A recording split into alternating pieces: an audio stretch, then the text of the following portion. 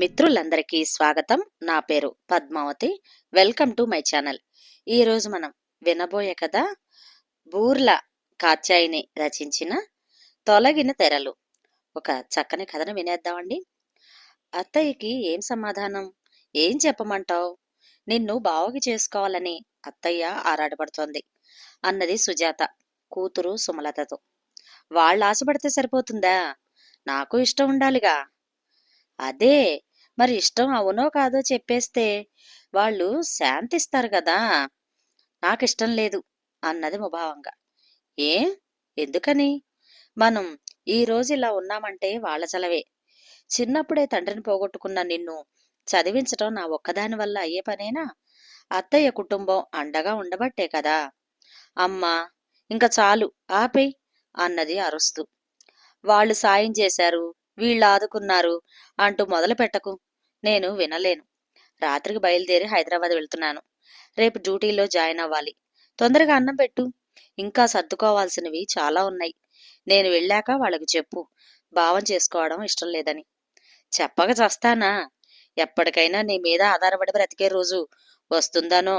కడుపు తీపి వల్లో నీ మాటలకు విలువిచ్చి పెంచినందుకు నాకు మంచి మర్యాద చేశావు. అమ్మా, ఇంక చాలు, అన్నం పెట్టు త్వరగా అన్నది కోపంగా. గుమ్మంలో కారు ఆగిన చప్పుడు విని గబగబా వచ్చి చూసింది సుజాత. ముందు సుమలత, ఆ వెనకాల ఇంకో యువకుడు కారు దిగి నిలబడ్డారు. లత మెడలో మంగళసూత్రం, కాలి మెట్టెలు చూసి నిశ్చేష్టురాలయ్యింది. పక్క వాటాలోనే ఉంటున్న మేనత్త పద్మ గబగబా వచ్చి ఎర్రనీళ్లు దిష్టితీసి హారతిచ్చి వారిద్దరినీ ఇంట్లోకి తీసుకువెళ్ళింది. కూతురు నిర్వాకానికి ఆడబడుచు ముందు తలెత్తుకోలేక దోషిలా నిలబడి చూస్తూ ఉన్న సుజాతతో, ఇప్పుడేం జరిగింది వదినా? దాని మనసు మనం తెలుసుకోలేదు. దా, వచ్చి పిల్లల్ని ఆశీర్వదించు అన్నది. నన్ను క్షమించు అన్నది రెండు చేతులెత్తి పద్మకి దండం పెడుతూ. ఊరుకో వదినా అన్నది పద్మ ఆర్ద్రత నిండిన కళ్లతోటి. కాలం గడిచిపోతున్నది. ఋతువులు మారుతున్నాయి. సుమలత బావ మాధవ్కు కూడా వాసంతి అనే గుణవంతురాలితో పెళ్లి జరిగింది. చిలకా గోరింకల్లా ముచ్చటైన జంట. సుమలత భర్త రాజేష్తో సహా పెళ్లికి వచ్చింది.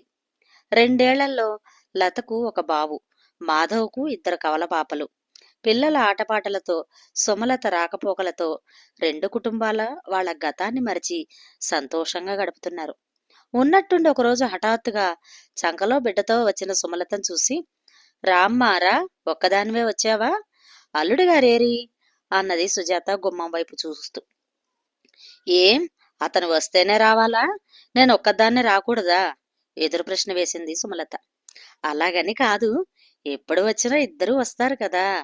ఈసారి ఒక్కదానివే వచ్చావే అని అతనికి సెలవు దొరకలేదా అని అంటూనే కూతురు ఇంటికి వచ్చిన తీరుకి ఇద్దరి మధ్య ఏం జరిగిందో అని, ఏం గొడవలు జరిగాయో అని అనుకుంటూ లోలోపన మదన పడుతూ ఉన్నది తల్లి. వచ్చిన దగ్గర నుండి ఏం మాట్లాడకుండా మౌనంగా ఉంటున్న కూతుర్ని కదిలించాలంటే భయం వేసింది. అయినా ధైర్యం చేసి అడిగేసరికి అతనితో తెగతెంపులు చేసుకుని తనని బాబుని వదిలేసి ఎటో వెళ్ళిపోయాడు అంటూ చెప్పింది నిర్లక్ష్యంగా. ఇంత పెద్ద విషయాన్ని ఏదో మామూలు విషయం అన్నట్లుగా చెప్తున్న కూతురు ధోరణికి ఏం చేయాలో పాలుపోలేదు సుజాతకి.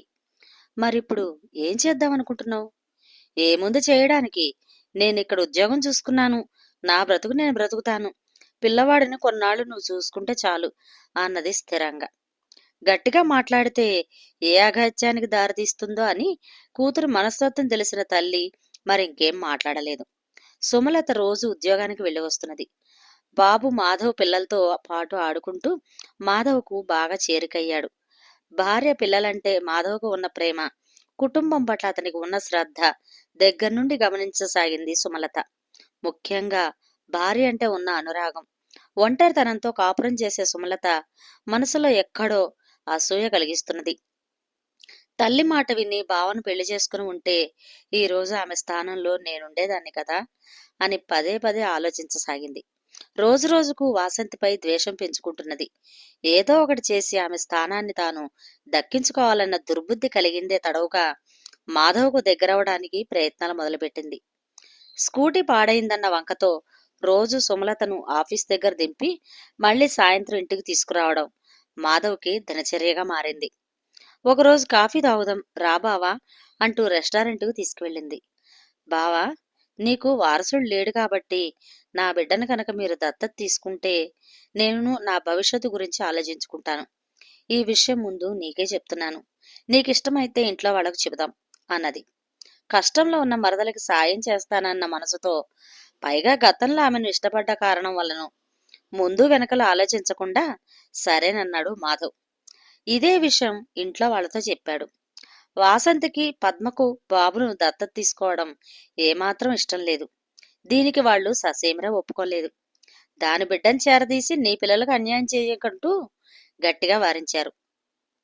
జరిగింది సుమలతతో పాటు మాధవ్, పోనీలే బావా, ఏదో సాయం చేస్తావు అనుకున్నాను. మీ వాళ్ళను ఒప్పించలేకపోయావు. అయినా వాళ్ళంతా గట్టిగా పట్టుబడితే నువ్వు మాత్రం ఏం చేయగలవు అంటూ అతని చేతగాంతనాన్ని రెచ్చగొట్టసాగింది. నాకు మాత్రం మీరు తప్ప ఎవరున్నారు అంటూ కన్నీరు పెట్టుకుంది. మరదలి దొంగ ఏడుపుకి కరిగిపోయిన మాధవ్ మళ్లీ ఇంకోసారి తల్లిని భార్యను ఒప్పించడానికి ప్రయత్నించి విఫలమయ్యాడు.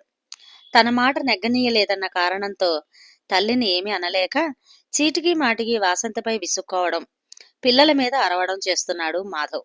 సుమలత సాన్నిహిత్యం కారణంగా కాపురంలో చిన్న చిన్న గొడవలు మొదలయ్యాయి. రోజురోజుకి మాధవ్లో అశాంతి పెరిగిపోతున్నది. అదును చూసుకుని కాచుకుని కూర్చో సుమలత మాధవ్కి మరింత చేరువయ్యే ప్రయత్నంలో అతని మనసులో భార్య పట్ల విషం నింపుతోంది. మాధవ్ కాపురంలో గొడవలు చిలికి చిలికి గాలివానిగా మారాయి. అతను పూర్తిగా సుమలత మాయలో పడిపోయాడు. చివరకు ఒకరోజు అందరి సమక్షంలో తాను వాసంతికి విడాకులిచ్చి సుమలతను పెళ్లి చేసుకుంటున్నానని తేల్చి చెప్పేశాడు. విధి లేక పిల్లలతో పుట్టింటికి చేరింది వాసంతి. ఇల్లు విడిచి మాధవ్ వేరే చోట ఉండసాగాడు. పెద్దవాళ్లు ప్రేక్షక పాత్ర వహించారు. కూతురు చేసిన ఈ పనికి తలెత్తుకోలేకపోయింది సుజాత. పాలకుండలాంటి కుటుంబంలో విషపు చుక్కలు చిందించి చిన్నా భిన్నం చేసిన కూతురంటే అసహ్యం వేసింది. అలాగని జరుగుతున్న దాన్ని చూస్తూ ఊరుకోలేకపోయింది. కష్టంలో ఆదుకున్న ఆడపడుచు పద్మకు, అదే ఇంటికి మరో తరం ఆడపడుచు తన కూతురు సుమలతకు వ్యక్తిత్వంలో ఎంత తేడా! ఆమె ఒక కుటుంబాన్ని నిలబెడితే ఇది దాని స్వార్థం కోసం ఆ కుటుంబాన్ని విచ్ఛిన్నం చేసింది. నా కడుపున చెడబుట్టిందని తెగ బాధపడిపోయింది సుజాత. ఏదో ఒకటి చేసి ఆడపడుచు కుటుంబాన్ని నిలబెట్టాలని మనసులో గట్టిగా నిశ్చయించుకున్నది. కూతురు సంగతి తెలిసిందే, చెప్పినా వినదు. అసలు అల్లుడు కూతుర్ని వదిలి వెళ్లిపోవడానికి కారణం ఏమిటో తెలుసుకోవాలని ప్రయత్నించింది. వాసంతి సాయంతో అల్లుడు పనిచేసే చోటుకి వెళ్లి అతని గురించి ఆరా తీసి అతన్ని కలిసింది. సుమలత బాగా ఖర్చు మనిషిని, జీతం మొత్తం ఆడంబరాలకు ఖర్చు చేసి నెల చివర్లో అప్పులు చేబదుళ్లు చేయడం అలవాటని, అతని తల్లిదండ్రులకు అతని సంపాదన నుండి ఒక్క రూపాయి కూడా ఇవ్వనిచ్చేది కాదని, వృద్ధాప్యంలో ఉన్న వారిని ఇంటి నుంచి వెళ్లగొట్టిందని చెప్పాడు. ఎన్నోసార్లు నచ్చజెప్పినా వినలేదు. తానొక్కడే వారికి ఆధారం కాబట్టి ఇష్టం లేకపోయినా బాబును వదిలిపెట్టి వారి దగ్గరకు వెళ్లిపోయాను.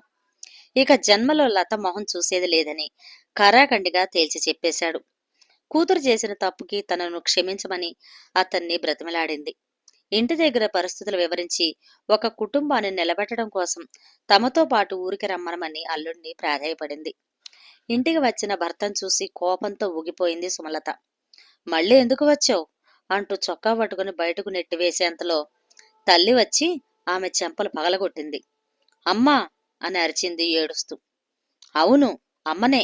ఈ దెబ్బలు ఎప్పుడో కొట్టి ఉంటే ఈ రోజు ఈ పరిస్థితి వచ్చుండేది కాదు. నీ స్వార్థం కోసం బంగారం లాంటి అల్లుడిని బాధ పెడితే చూస్తూ ఊరుకున్నా. మాధవ్ని ఇల్లొదిలేలా చేసావు. వాసంతిని పుట్టింటికి చేరేలా చేసావు. ఇంకా ఎంతమంది జీవితాన్ని నాశనం చేద్దామనుకుంటున్నావు అన్నది ఆవేశంగా. అమ్మా అంటూ గట్టిగా అరిచింది సుమలత. చూడు, నీ కాపురం నీ ఇష్టం. నిలబెట్టుకుంటావో చెడగొట్టుకుంటావో నాకు అనవసరం. ఇతనిని మాధవ్ ముందు నిలబెట్టి జరిగింది బయటపెడతాను. నీ మాయలోంచి మాధవ్ని బయటపడేస్తాను. అమ్మా అమ్మా అన్నది లత బిగ్గరగా ఏడుస్తూ. కూతురు దుఃఖం చూసి తల్లి కడుపు తరుక్కుపోయింది. దగ్గరకు తీసుకుని ప్రేమగా అనునయించింది. నా బంగారు తల్లివి గదు, నా మాట విను. ఏం చేశావో, ఏం చేస్తున్నావో, ఏం జరుగుతుందో ఒకసారి ఆలోచించు. నీ కళ్ళకు కమ్మిన తెరలు తొలగించుకుని చూడు. ఎలా బ్రతకాలనుకున్నావో ఆత్మ విమర్శ చేసుకో. మాధవం చేసుకుంటే రేపు ఈ సమాజంలో నీ స్థానం ఏమిటన్నది గుర్తించు. నా మనవరాలు విడిచి తిరిగే ఆడదానికి మర్యాద ఉండదు. నీ ముందు కాకపోయినా వెనకాల వేలెత్తి చూపడానికి వేలల్లో ఉంటారు. ఆ అవమానాల మధ్య ఛీ, ఊహకే అసహ్యంగా ఉన్నది. చేసిన తప్పును సరిదిద్దుకునే అవకాశం అందరికీ రాదు. నీకు భగవంతుడు మరో అవకాశం ఇచ్చాడు. అబ్బాయిని క్షమించమని అడిగి నీ కాపురం చక్కబెట్టుకో తల్లి. నీ బిడ్డ సమాజంలో గౌరవంగా ఎదిగేలా చేయి. అదే ఈ అమ్మ మాట. నువ్వు నాకిచ్చే విలువ. ఇన్నాళ్ళు నువ్వు అడిగింది ఏదీ కాదనలేదు. ఈ ఒక్కసారికి నా మాట విను. నీ తల్లి గౌరవంగా జీవించేటట్టు ప్రవర్తించు. నిన్ను నువ్వు మార్చుకో. అదే నీకు నీ బిడ్డకు శ్రేయస్కరం. మర్నాటి ఉదయాన్నే చక్కగా తయారై తల్లి కాళ్లకు దండం పెట్టి బిడ్డను తీసుకుని భర్తతో తన ఇంటికి వెళ్ళిపోయింది సుమలత. భార్య కాళ్లు పట్టుకుని క్షమించమని వేడుకొని ఇంకెప్పుడు ఇటువంటి తప్పు చేయనని ప్రమాణం చేసి మరీ వాసంతి పిల్లల్ని ఇంటికి తెచ్చుకున్నాడు మాధవ్. 2 కాపురాలు నిలబెట్టానన్న తృప్తితో సంతోషంగా ఊపిరి తీసుకుంది సుజాత. ఎలా ఉంది మిత్రులు? ఈ కథ కనుక మీకు నచ్చినట్లయితే షేర్ చేసి, లైక్ చేసి, సబ్స్క్రైబ్ చేసి నన్ను ఎంకరేజ్ చేయండి. మరొక మంచి కథలో మళ్ళీ కలుస్తాను. Thank you. నమస్తే.